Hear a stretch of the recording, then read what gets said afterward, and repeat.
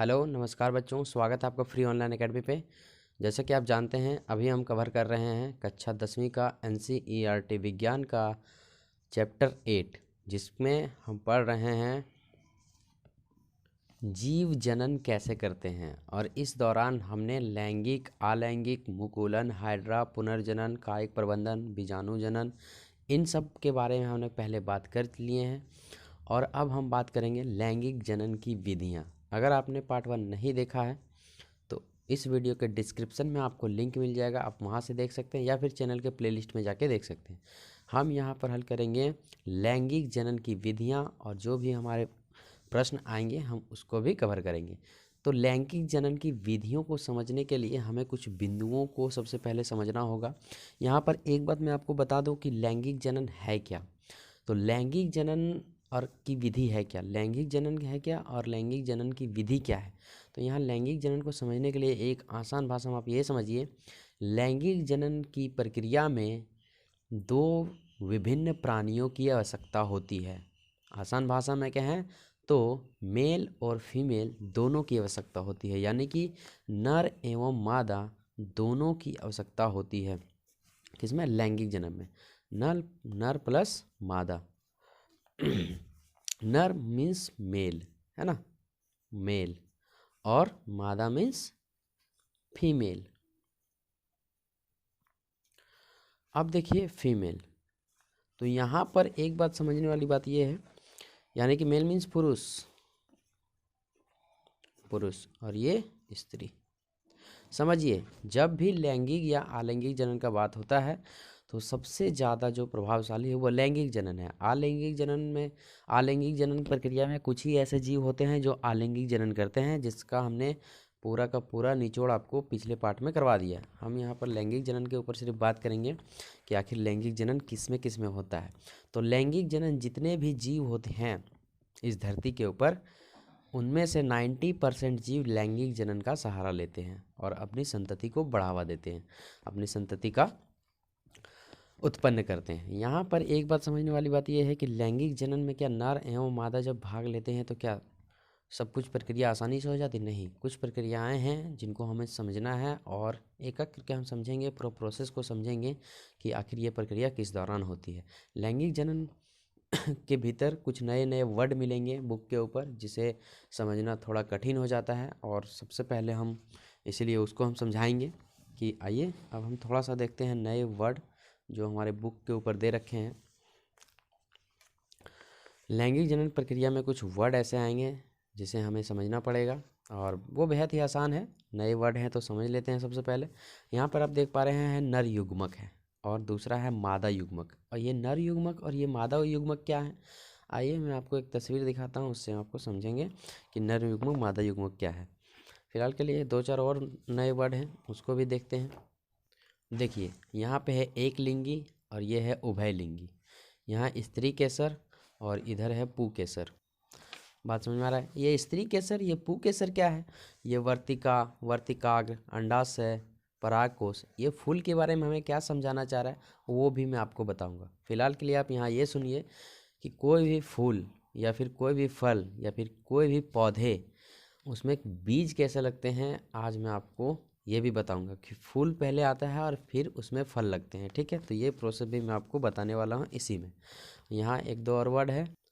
यहाँ है परागन, परागन, पर परागन, और ये है स्वपरागन। तो ये क्या है ये भी मैं आपको बताऊंगा, और परागन क्या होता है ये भी मैं आपको बताऊंगा। जैसे एक वर्ड यहाँ पे आ रहा है परागन, है ना। तो ये सब वर्ड क्या है ना, थोड़ा कन्फ्यूजन करेंगे हमें, तो उसको हम सबसे पहले समझ लेंगे तो कोई कन्फ्यूजन रहेगा ही नहीं। अच्छा, बुक के ऊपर ये जो तस्वीर है ये हमें क्या सिखाना चाह रहा है, ये हमें क्या बताना चाह रहा है, आखिर ये है क्या? तो डिटेल में जब इसके ऊपर बात करेंगे तो ज़रूर बताएंगे कि ये है क्या। आप अभी सिर्फ वीडियो में बने रहिए और समझते रहिए, आपको आराम से जीव जनन कैसे करते हैं वो समझ में आएगा, क्योंकि ये हमारा पूरा लाइफ से जुड़ा हुआ है। अब आइए हम थोड़ा सा सबसे पहले नर युग्मक और मादा युग्मक के बारे में समझ लेते हैं। देखिए, पौधों के बारे में पढ़ने से पहले मैं थोड़ा सा एक डेमो आपको दिखाना चाहता हूँ कि जब नर एवं मादा का मिलन होता है तो एक नई संतति का निर्माण होता है। उस प्रक्रिया में क्या क्या कार्य होते हैं और क्या क्या प्रोसेस होती है, क्या क्या प्रतिक्रियाएं होती है, क्या क्या क्रियाएं होती है, उसको हम एक एक करके समझते हैं। जब मादा और पुरुष का, जब मादा एवं नर का, स्त्री एवं पुरुष का मिलन होता है, तब हम उस प्रक्रिया के दौरान क्या क्या देख सकते हैं, क्या क्या समझ सकते हैं, इन सब के ऊपर हम बात करने वाले हैं। तो सबसे पहले हम समझेंगे इस बात को कि आखिर जब मिलन होता है तो उस प्रक्रिया के दौरान क्या क्या प्रक्रियाएं होती है। अब देखिए यहाँ पर मादा और नर कहने का मतलब उसमें प्राणी जगत के 90% जीव जितने आते हैं वो सभी आ जाएंगे। जैसे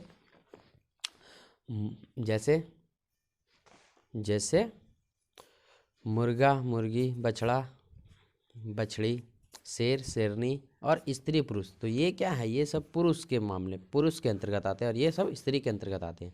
मेरा सवाल ये है कि एकल मुर्गा कभी अंडा पैदा नहीं कर सकता, या फिर एकल बछड़ा कभी अपने संतति को आगे नहीं बढ़ा सकता, या फिर एक कोई शेर अकेला एक छोटे से शेर के बच्चे को जन्म नहीं दे सकता। यहाँ पर संतति को आगे बढ़ाने के लिए इन सभी को लैंगिक जनन का प्रयोग करना होता है। और लैंगिक जनन के बाद लैंगिक जनन की प्रक्रिया में क्या क्या प्रोसेस होते हैं, आइए हम उसको समझते हैं। लैंगिक जनन में नर एवं मादा दो जीव भाग लेते हैं, जिन्हें हम लोग जनक भी बोलते हैं। बात समझ में आया, जनक या पेरेंट। तो यहाँ पर नर एवं मादा का जब मिलन होता है तो नर के द्वारा हार्मोन और मादा के द्वारा भी हार्मोन स्रावित करते हैं, मादा के द्वारा भी हार्मोन स्रावित किया जाता है। मतलब दोनों के जनन अंग से हार्मोन का स्रावन होता है, जिसे हम लोग टेस्टोस्टेरोन तथा एस्ट्रोजन कहते हैं। टेस्टोस्टेरोन वह हार्मोन है जो नर के जननांग से निकलती है, और एस्ट्रोजन वह हार्मोन होती है जो मादा के जननांग से स्रावित होती है। तो यहाँ पर उसके अंदर जो पाए जाते हैं, जो भी एस्ट्रोजन हार्मोन और टेस्टोस्टेरोन हार्मोन जो पाए जाते हैं, उसे हम युग्मक बोलते हैं। क्या बोलते हैं, युग्मक। जैसा कि आप फिगर में देख पा रहे हैं, इसे हम लोग क्या बोलते हैं, युग्मक बोलते हैं। ठीक है, और ये है मादा युग्मक। ये युग्मक क्या है, तो यहाँ पे जो भी नर के द्वारा, नर के जननांग के द्वारा जो भी स्रावित हो रहा हार्मोन, टेस्टोस्टेरोन हार्मोन, उसे हम लोग नर युग्मक बोलते हैं। और मादा के जो हार्मोन स्रावित हो रही है एस्ट्रोजन, उसके अंतर्गत जो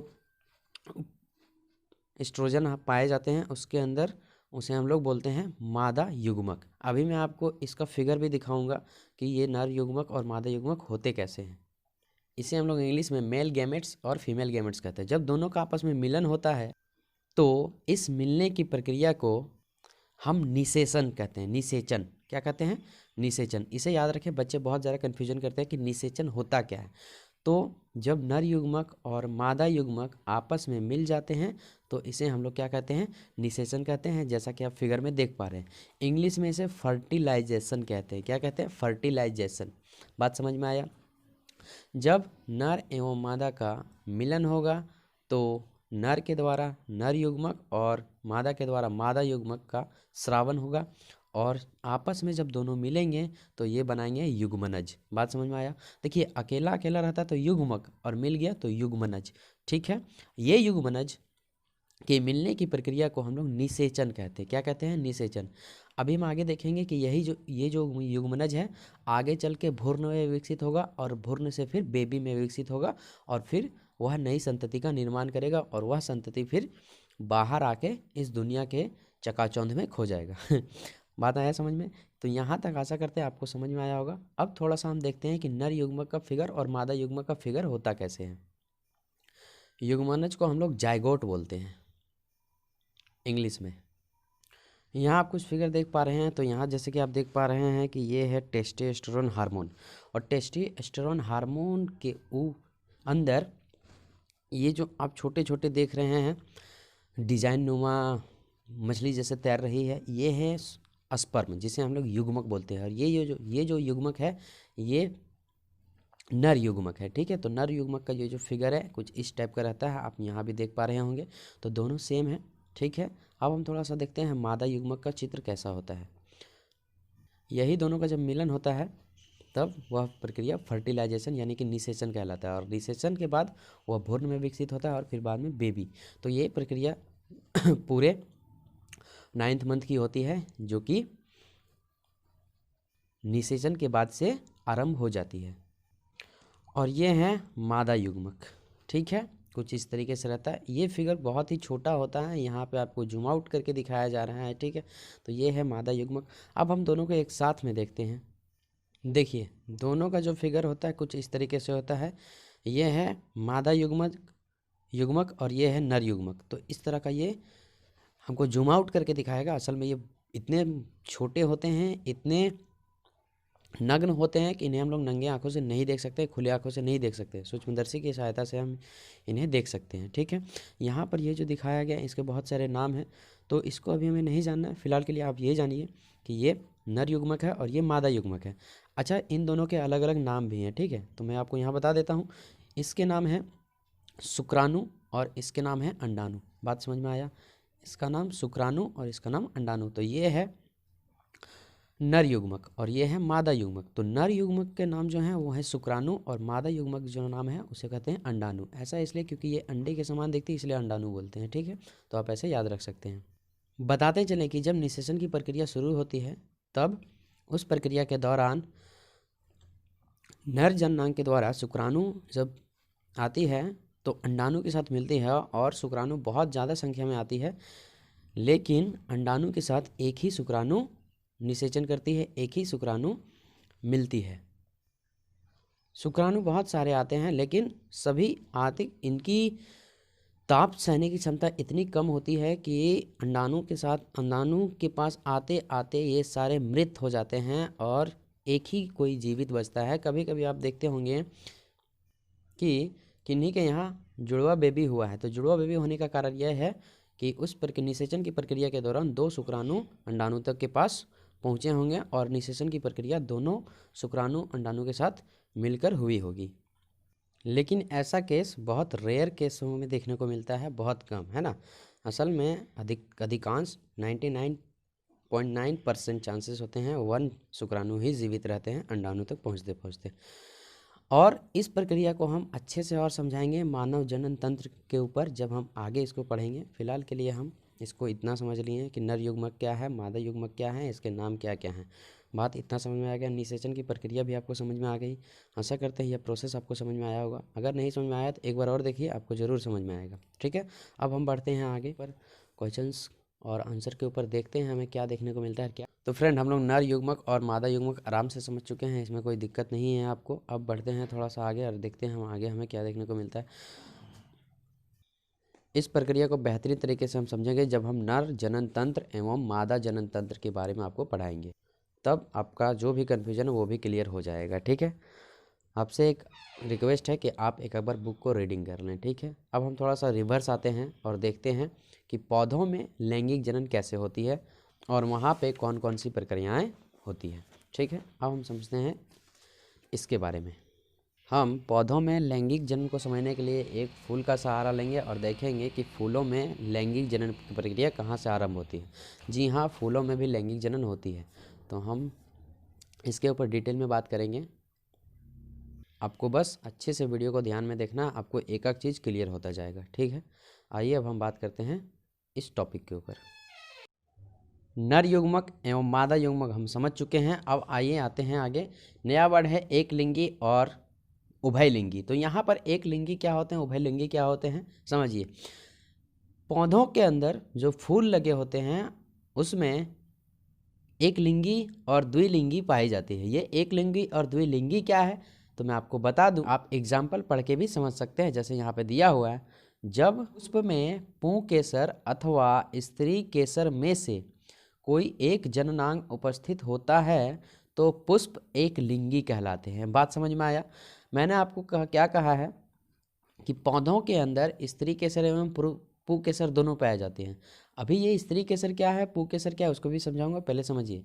पुष्प के अंदर स्त्री केसर एवं पुंकेसर दोनों पाए जाते हैं।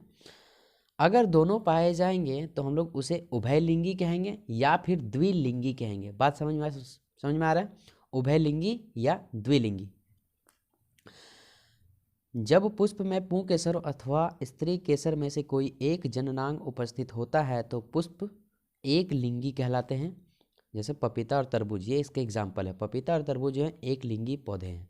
जब पुष्प में पुंकेसर एवं स्त्री केसर दोनों उपस्थित होते हैं तो उन्हें हम उभयलिंगी कहते हैं। उभयलिंगी का एक और नाम है द्विलिंगी। बात क्लियर हुआ, समझ में आया? अब देखिए, ये स्त्री केसर और ये पुंकेसर क्या है, तो मैं आपको बता दूं, एक पौधे के अंदर दोनों चीज रहते हैं, फीमेल भी और मेल भी, नर एवं मादा दोनों उपस्थित रहते हैं। ठीक है, तो स्त्री केसर और पुंकेसर क्या है, तो स्त्री वाले जितने भी पार्ट्स हैं, मतलब मादा वाले जितने भी पार्ट हैं, उसे हम लोग स्त्री केसर कहते हैं। और पुंकेसर उसे कहते हैं जितने भी पुरुष वाले भाग हैं, उसे हम लोग पुंकेसर कहते हैं। हाँ, आशा करते हैं यहाँ तक आपको समझ में आया होगा।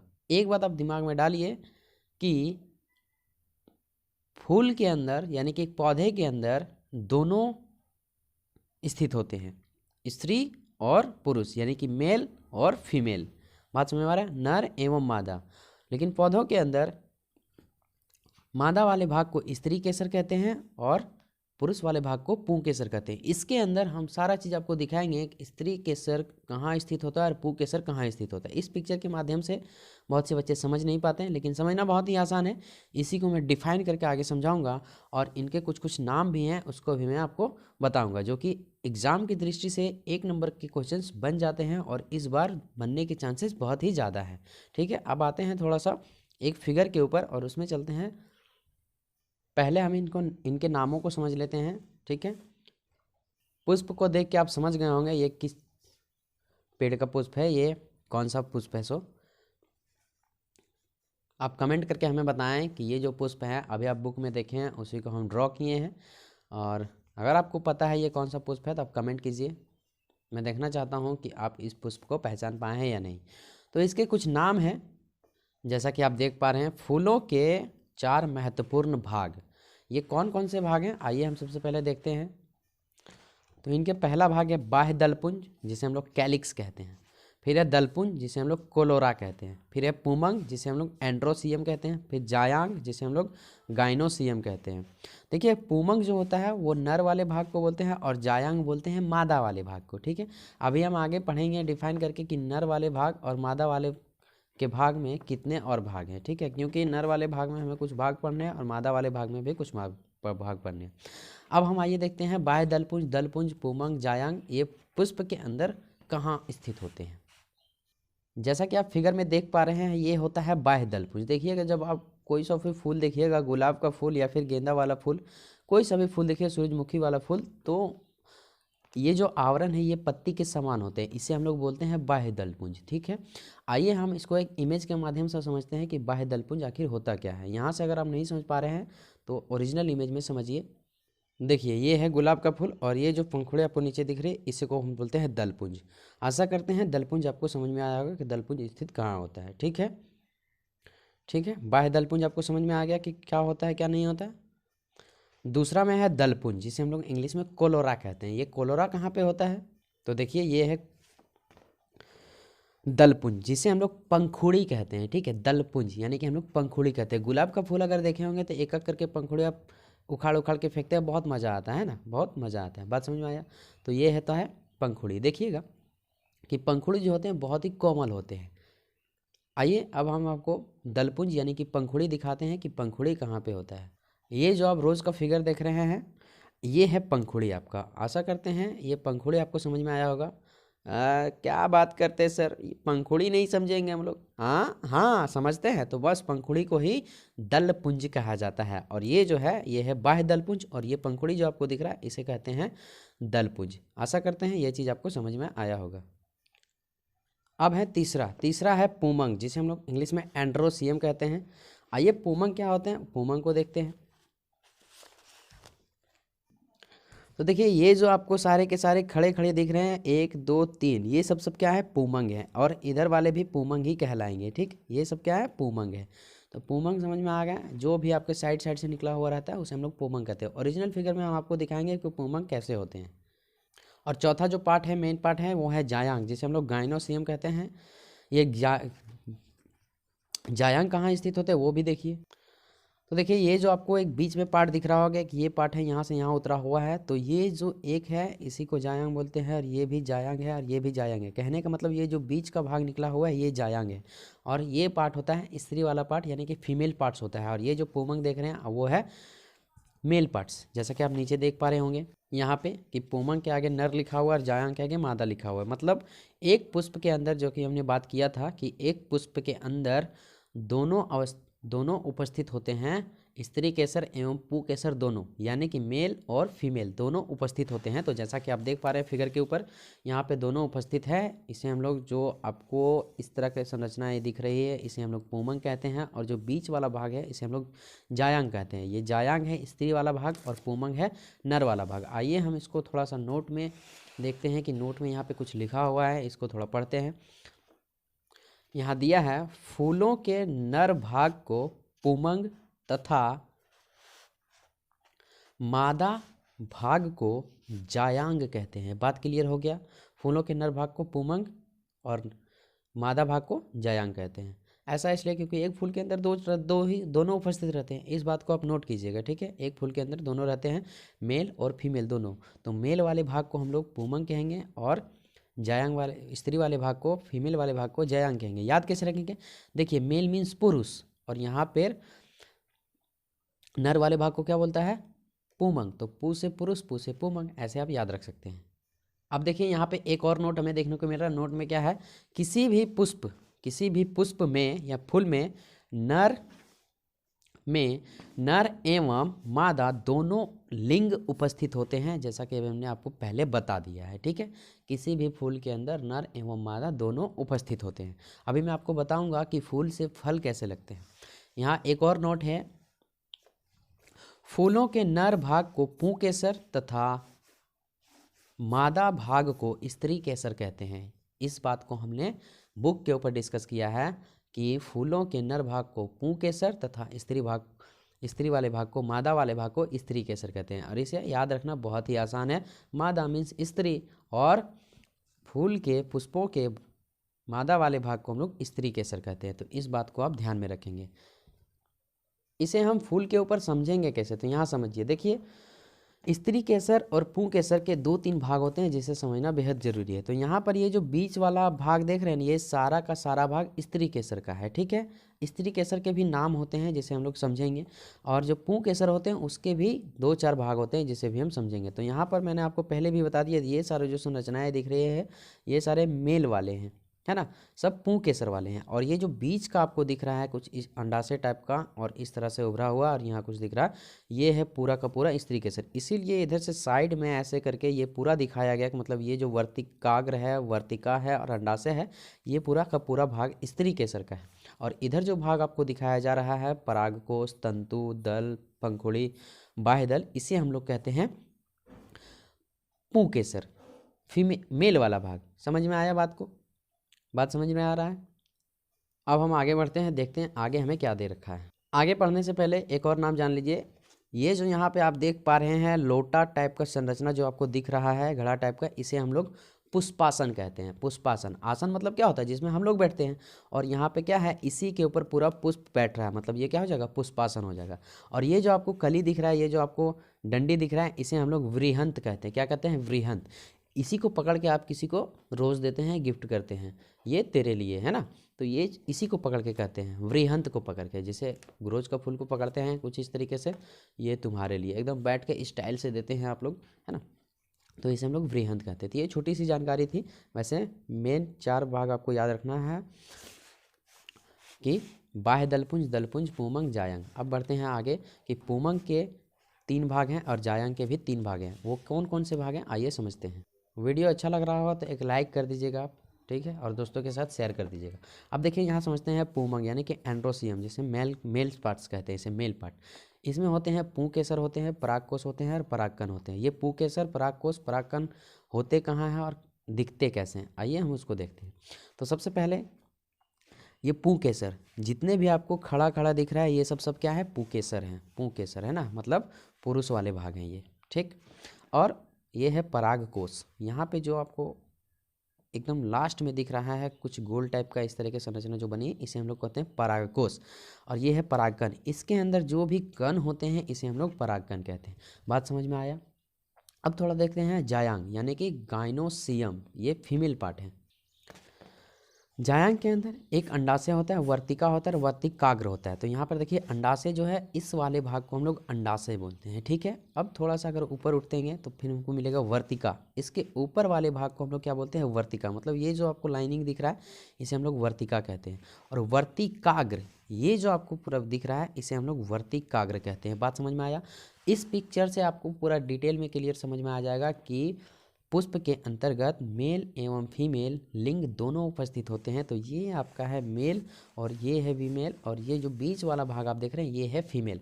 आइए हम फिगर में देखते हैं कि अंडाशय, वर्तिका, वर्तिकाग्र कहाँ होते हैं, पुंकेसर, परागकोश और परागकण कहाँ होते हैं। यहाँ पे देख पा रहे हैं ये यही वाला बीच का भाग आपको दिख रहा है। तो ये सब जितने भी भाग हैं ये आपको पुंकेसर है, और ये हैं स्त्री केसर, जिसमें से स्त्री केसर में ये वर्तिकाग्र है। ऊपर वाले सबसे भाग को वर्तिकाग्र बोलते हैं, और इससे नीचे वाला थोड़ा सा वर्तिका, और ये है अंडाशय। ऐसा समझिए, सबसे नीचे वाले भाग को क्या बोलते हैं, अंडाशय बोलते हैं। और अगर थोड़ा सा जाएंगे, ये जो आपको संरचना दिख रही है कुछ कली टाइप का, ये इसे हम लोग वर्तिकाग्र बोलते हैं, और सबसे लास्ट वाले भाग को वर्तिकाग्र बोलते हैं, ठीक है। बात क्लियर हो गया। तो ये सब होते हैं फीमेल वाले पार्ट्स, इसीलिए इन सब को मिलाकर हम लोग बोलते हैं स्त्री केसर। बात क्लियर हो गया। एक नंबर का क्वेश्चन यहाँ से बनते हैं कि वर्तिका, वर्तिकाग्र और अंडाशय किसके भाग हैं। ऑप्शन में रहेगा स्त्री केसर, पुंकेसर, उभयलिंगी, द्विलिंगी। तो आपको समझना है और मानना है, क्या मानिएगा, स्त्री केसर। तो ये सब याद रहेगा तभी तो। बात समझ में क्लियर हो गया। और ये जो होते हैं पंखुड़ी, दलपुंज, इस सब के बारे में आपको बता दिए हैं, तो ये सब आपको ध्यान में रखना है। अब बढ़ते हैं थोड़ा सा आगे। ये बात आपको पूरा क्लियर हो गया, पौधों के बारे में समझ गए हैं। अब आइए हम देखते हैं कुछ और नए वर्ड। तो यहाँ पे नए वर्ड हैं क्या, तो वो पहला वर्ड है परागन। ये परागन क्या होते हैं भैया, आपको मैं बता रहा हूँ, किसी को बताइएगा नहीं, चुपके से सुनिए। परागकण, तो ये परागकण क्या होते हैं, और फिर ये है पर परागन और ये है स्वपरागन। तो परागन उस प्रक्रिया को कहते हैं जिस प्रक्रिया में पुष्प आपस में एक दूसरे का नर युग्मक एवं मादा युग्मक का संलयन करते हैं, उसे हम लोग परागन कहते हैं। नहीं समझे, आइए फिगर के माध्यम से हम समझते हैं, और उसी के ऊपर हम समझेंगे पर परागन किसे कहते हैं और स्वपरागन किसे कहते हैं। यहाँ पे मैं आपको बता दूं, पर परागन जब एक पुष्प दूसरे पुष्प के साथ मिलकर निषेचन करते हैं, युग्मनज बनाते हैं, फर्टिलाइजेशन करते हैं, तब उसे हम लोग परागन कहते हैं, पर परागन कहते हैं। और स्वपरागन किसे कहते हैं, जब एक पुष्प के अंदर वे निषेचन की प्रक्रिया कर लेते हैं, उसे हम लोग स्वपरागन कहते हैं। आइए हम फिगर पे समझते हैं कि ये पर परागन और स्वपरागन क्या है और परागन क्या है। सबसे पहले हम परागन को समझ लेते हैं। तो यहाँ पर देखिए, ये है परागन, जब पौधे एक दूसरे से निषेचन की क्रिया आरंभ करते हैं, जैसे ये पौधे और ये पौधे हैं यहाँ पे, तो ये है आपका पुरुष वाला भाग, और ये पुरुष वाला भाग यानी कि वर्तिकाग्र से परागकण अगर इससे आते हुए होते हुए वर्तिकाग्र तक आता है, तो हम लोग उसे क्या बोलते हैं, परागकण बोलते हैं। बात क्लियर हो रहा है। परागकण का मतलब एक पौधा दूसरे पौधे के साथ जब निषेचन की क्रिया आरंभ करता है, तो हम लोग इसे कहते हैं परागन। बात क्लियर हो रहा है। जैसे एक पौधा का जो पुरुष वाला भाग है, पुरुष वाला भाग के परागकोश से परागकण होते हुए इस वर्तिकाग्र में आ जाता है, यानी कि पौधे के जायांग वाला भाग यानी कि स्त्री वाला भाग के वर्तिकाग्र में आता है, तो इस प्रक्रिया को हम लोग क्या कहते हैं, परागन कहते हैं। या फिर इस पौधे से पुरुष वाले भाग के इस पौधे के स्त्री वाले भाग में अगर आ जाता है, तो हम लोग क्या कहते हैं, इसे परागन कहते हैं। परागन की प्रक्रिया के अंदर क्या प्रोसेस होते हैं उसको भी हम समझेंगे। फिलहाल के लिए हम यहाँ समझ रहे हैं परागन। हम इसके अंदर ये भी जानेंगे कि पुष्प से फल कैसे बनते हैं, ठीक है। आपने देखा होगा लौकी वाला पेड़, लौकी वाला जो जाल बिछाया हुआ रहता है, उसके ऊपर देखिएगा पहले फूल लगते हैं फिर फल लगते हैं, ठीक है। तो इस प्रक्रिया को सारा कुछ हम समझेंगे। अमरूद का भी देखे होंगे, पहले फूल लगता है फिर फल लगता है, ठीक है। तो इस प्रक्रिया को हम डिटेल में जानेंगे। फिलहाल के लिए हम यह समझ रहे हैं परागन। परागन होते क्या हैं, आशा करते हैं ये परागन आपको समझ में आया होगा। अब देखिए, एक आता है स्वपरागन, एक आता है पर परागन। ये क्या होते हैं भैया, उसको समझते हैं। आगे बढ़ने से पहले मैं आपको बता दूं, इसी प्रक्रिया के दौरान पौधों में लैंगिक जनन की प्रक्रिया होती है। यह जो प्रक्रिया हो रही है यह प्रक्रिया लैंगिक जनन की प्रक्रिया है। एक पौधे, ये जो पुरुष वाला भाग है, स्त्री वाले के भाग में अपना परागकण छोड़ देता है और यह यहाँ पे वर्तिकाग्र से होते हुए वर्तिका और वर्तिका से फिर अंडाशय में आती है और अंडाशय में वह भ्रूण का निषेचन होता है। निषेचन प्रक्रिया के दौरान यहाँ पर वह जो भ्रूण है वो विकसित होते जाता है और धीरे धीरे परिपक्व हो जाता है और फल के रूप में निर्मित हो जाता है, जिसे हम लोग चाव से खाते हैं। क्या मज़ा वाला चीज़ है ना। तो यह प्रोसेस जो होता है हर पौधों में कुछ अवधि की होती है। अब यहाँ पर एक बात ये समझिए कि यह जो प्रक्रिया हो रही है परागण की, लेन देन की, यह क्या स्वतः होती है, अपने आप होती है, या इसका कुछ माध्यम होता है? इसका कुछ माध्यम होता है। यह प्रक्रिया हवाओं के दौरान हो सकता है। यहाँ परागकोश के ऊपर जो परागकण है, ये हवा जब चलती है तो ये उड़ते हुए हवा के माध्यम से इस पौधे के जायांग के वर्तिकाग्र में आके गिर सकता है, या फिर ये जब हवाओं के द्वारा झिलमिलाते हैं, हवाओं के कारण आपस में झिलमिलाते हैं, जिसके कारण ये आपस में टकराव करते हैं। टकराव करने के कारण क्या है, इसका परागकोश और इसका वर्तिका आपस में मिलते हैं, जिसके कारण इस परागकोश के परागण इस वर्तिकाग्र में आके गिरते हैं और यहाँ पे निषेचन की प्रक्रिया आरंभ होती है। यह केवल हवाओं के दौरान नहीं, कुछ पौधों में कीट पतंगों के कारण भी होता है। जहाँ पे देखिएगा भंवरे गुनगुनाते हैं, वो क्या करते हैं, ये यहाँ पे रस चूसने के लिए आते हैं, रस पीने के लिए आते हैं, जिसके कारण इस पुरुष वाले भाग पे या स्त्री वाले भाग पे जब ये बैठते हैं तब उसके पैरों में चिपक जाते हैं। कुछ लसलसा टाइप का बहुत से रोम होते हैं कीट पतंगे के पैरों में, तो ये चिपक जाते हैं और फिर यही कीट पतंग जब दूसरे पौधे के ऊपर बैठता है तो यहाँ पे अगर बैठा तो यहाँ पे ये तो जायांग वाला भाग है, स्त्री वाला भाग है, और यहाँ पे बैठेगा तो वही जो परागकोश से परागकण उसके पैर में चिपका था इस वर्तिकाग्र में आके गिरेगा, और वर्तिकाग्र में गिरेगा तो वर्तिका से होते हुए अंडाशय में आएगा, और अंडाशय में जब आएगा तो वहाँ पे फल बनने की प्रक्रिया आरंभ हो जाती है। यह प्रोसेस चलता रहता है और निरंतर चलता रहता है। इसीलिए हमारे जीवन में कीट पतंगों का भी बहुत बड़ा रोल है। अगर कीट पतंग ना हो तो हम लोग जो अभी सरसों वाला तेल वगैरह खा रहे हैं वो आप ना खा पाएंगे। क्यों? क्योंकि उन्हीं के द्वारा यह प्रोसेस चलता रहता है। देखिएगा सरसों वाला अगर आप बागान में जाते हैं तो वहाँ पे बहुत सारे सरसों लगे होते हैं और उनमें से अनेकों भंवरे गुनगुनाते रहते हैं। तो यह प्रोसेस जो है सो चलता रहता है और हमेशा चलता रहता है। हवा का बहुत महत्वपूर्ण रोल है इस प्रक्रिया के दौरान, इसलिए पौधों को हवा भी लगना आवश्यक है। कभी कभी आपने देखा होगा कि एक बागान में 2 किस्म के पौधे लग गए हैं तो वहाँ पर वो अच्छे से नहीं हो पाते, क्योंकि वहाँ पे फर्टिलाइजेशन की क्रिया आपस में नहीं हो पाती है। ठीक है, अब हम ये समझते हैं पर परागण और स्वपरागण। ये आप समझ चुके हैं कि परागण क्या है। परागण के अंदर हमें 2 चीज़ पढ़ना है, पर परागण और स्वपरागण, उसे हम समझते हैं। देखिए, जब पौधे खुद से निषेचन की प्रक्रिया कर लेते हैं तो इसे हम लोग स्वपरागण कहते हैं। देखिए, खुद से भी हो सकता है, क्यों नहीं हो सकता, क्योंकि एक पौधे के अंदर दोनों उपस्थित हैं, मेल गैमेट्स भी और फीमेल गैमेट्स भी। बात समझ में आ रहा है? तो ये जो आपको दिख रहा है ये है सारे पुरुष वाले, ठीक है, और ये जो आपको बीच वाला दिख रहा है ये है फीमेल वाले। तो ये जो है ये है स्त्री केसर वाला भाग और ये है पुरुष वाला भाग। तो जब हवाएं चलती है तो क्या होता है, ये और ये आपस में अगर टकराएं तो इस परागकोश से परागकण जो है सो वर्तिकाग्र में आएगा और वर्तिकाग्र से होते वर्तिका, और वर्तिका से फिर यहाँ पे अंडाशय में आ जाएगा। यहाँ पर आने के बाद निषेचन की प्रक्रिया शुरू होगी। निषेचन की प्रक्रिया शुरू होगी और यहाँ से यह जो बीज है ये पकना शुरू हो जाएगा और धीरे धीरे परिपक्व होकर एक फल के रूप में हमें दे देगा। उसके बाद ये फूल क्या है, साइड हो जाते हैं, फल आ जाता है और हम लोग क्या करते हैं, उसे तोड़ लेते हैं। तो यहाँ पर यह प्रक्रिया हो सकती है। तो यह एक पौधा अगर खुद से निषेचन की प्रक्रिया आरंभ कर लेती है तो इसे हम लोग स्वपरागण कहते हैं। ठीक है, बात क्लियर हुआ। और पर परागण क्या होते हैं, तो देखिए ये जो पौधा है किसी दूसरे पौधे से, यानी कि ये पुरुष वाला भाग है और ये परागकोश से परागकण जो है सो इस वाले पौधे के जायांग में वर्तिकाग्र से वर्तिका और फिर अंडाशय में आती है, तो इसे हम लोग पर परागण कहते हैं। यहाँ पे आपको एक भी बात का कन्फ्यूजन नहीं होना चाहिए। आशा करते हैं ये चीज़ आप समझ पाएंगे कि स्वपरागण और पर परागण किसे कहते हैं। अगर आपका एग्जाम में ये वैल्यू आता है कि पर परागण एवं स्वपरागण किसे कहते हैं, उदाहरण देकर समझाइए तो आप समझा सकते हैं कि स्वपरागण उसे कहते हैं जब पौधे खुद से निषेचन की प्रक्रिया कर लेते हैं, उसे हम लोग स्वपरागण कहते हैं। और पर परागण उसे कहते हैं जब पौधे किसी अन्य पौधे से निषेचन की प्रक्रिया करते हैं तो उसे हम लोग पर परागण कहते हैं। आशा करते हैं यह बात आपको समझ में आया होगा। जैसा कि आप यहाँ पे देख पा रहे हैं, यह है स्वपरागण और यह है पर परागण। बात क्लियर हुआ? एक बार आप बुक को अगर रीडिंग मार लेते हैं इस वाले भाग को, तो आपको और भी बेहतरीन तरीके से समझ में आ जाएगा, या फिर आप पहले रीडिंग मार लीजिए उसके बाद वीडियोज़ को देखिए। बात क्लियर। अब बढ़ते हैं आगे। अगर आपको समझ में नहीं आया है तो आप एक बार वीडियो को रिमेन करके देखिए, आपको ज़रूर समझ में आएगा। अब हमारे पास कोई नई वर्ड नहीं बचे हैं। परागकण, स्वपरागन, पर परागन हमने क्लियर कर लिया है। अब यहाँ पे एक पिक्चर हमको दिख रहा है, ये क्या चीज़ का पिक्चर है भाई, हमको तो समझ में नहीं आया। आइए हम इस पिक्चर को समझते हैं अच्छे से।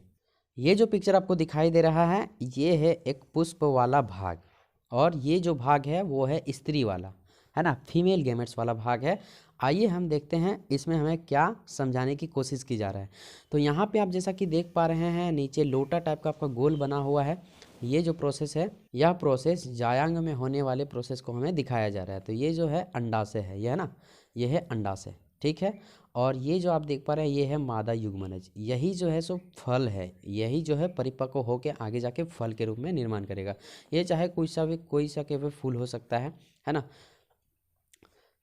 अब देखिए यहाँ थोड़ा ऊपर का अगर भाग देखेंगे तो ये है आपका परागकण, और ये है आपका वर्तिकाग्र। जैसा कि हमने आपको बताया है कि सबसे जायांग के सबसे ऊपर वाले भाग को हम लोग वर्तिकाग्र कहते हैं, और जो बीच का होता है इसे हम लोग वर्तिका कहते हैं। यहाँ पर एक बात समझो, बात क्लियर हो रहा है। अब देखिए जब पुरुष वाले पराग कोश से परागकण यहाँ पे लाके गिराया जाता है, यानी कि परागकण है, ये परागकण है पुरुष वाला, ठीक है। इस वर्तिकाग्र में जैसे आता है तो यहाँ पे एक जो है पराग नली होती है कुछ इस तरीके से। देखिए ये जो परागकण है यहाँ से होते हुए, देखिए ये नर युग्मक है, यानी कि पुरुष वाला युग्मक है जो कि यहाँ पे लाके गिरा दिया। अब ये क्या है, वर्तिका से होते हुए, पराग नली से होते हुए क्या है, यहाँ से होते हुए यहाँ अंडाशय में आ जाएगा, ठीक है। अब ये जो है सो यहाँ पे आपका यहाँ दिया हुआ है क्या, ये है अंडाशय, है ना, फीमेल वाला भाग। यहाँ पे अंडाशय यानी कि मादा युग्मक और नर युग्मक मिलके निषेचन की क्रिया आरंभ करेगी।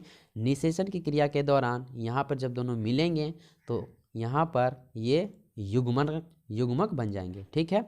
यहाँ पे आप देख पा रहे हैं ये जो आपको दिख रहा है कि छोटा सा एकदम दिख रहा है, ये है मादा युग्मक और ये है नर युग्मक। ये दोनों जब आपस में मिलते हैं तो निषेचन की क्रिया शुरू होती है। निषेचन के दौरान यहाँ पे भ्रूण का विकास होता है। यहाँ पे बेबी का विकास नहीं हो रहा है, यहाँ पे फल के विकास हो रहा है, ठीक है। बेबी वाला में हम उसको छोटा सा जब रहता है उसको हम लोग भ्रूण बोलते हैं। भ्रूण के बाद हम लोग उसे बेबी का नाम देते हैं जब वो परिपक्व हो जाता है। तो यहाँ पे आप कह सकते हैं ये है अभी भ्रूण के रूप में। जब ये धीरे धीरे समय के अनुसार परिपक्व हो जाता है तो ये फल के रूप में बन जाता है, जिसे हम लोग आपस में फिर बाद में तोड़ के खा लेते हैं।